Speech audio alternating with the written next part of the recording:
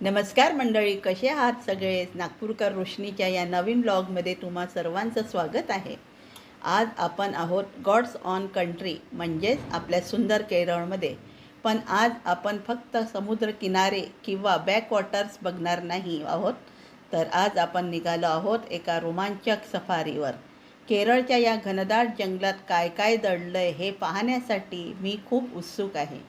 मित्रांनो, माझ्या आजूबाजूला बघा, ही पसरलेली हिरवीगार झाडी आणि या पक्ष्यांचा किलबिलाट किती प्रसन्न वाटतंय ना. नागपूरच्या सिमेंटच्या जंगलातून बाहेर पडून निसर्गाच्या इतक्या जवळ येणं हा अनुभव खरंच शब्दात सांगणं कठीण आहे. पश्चिम घाटातील ही जंगल आपल्याला एका वेगळ्याच जगात घेऊन जातात.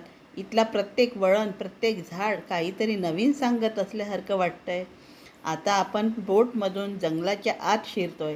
इथली शांतता जितकी सुखावणारी आहे, तितकाच मनात एक छोटासा थरारसुद्धा आहे.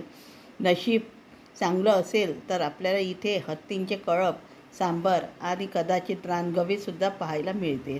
बोटमधून जाताना येणारा तो आनंद आणि थंडगार वाऱ्याची झुळूक, हा अनुभव माझ्या या ट्रीपमधील सर्वात अविस्मरणीय असा असणार आहे.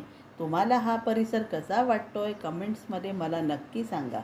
तर मंडळी, निसर्गाच्या कुशीतली ही सफर तुम्हाला कशी वाटली? जर तुम्हाला हा व्लॉग आवडला असेल तर व्हिडिओला नक्की लाईक करा आणि तुमच्या ट्रॅव्हल पार्टनरसोबत शेअर करा.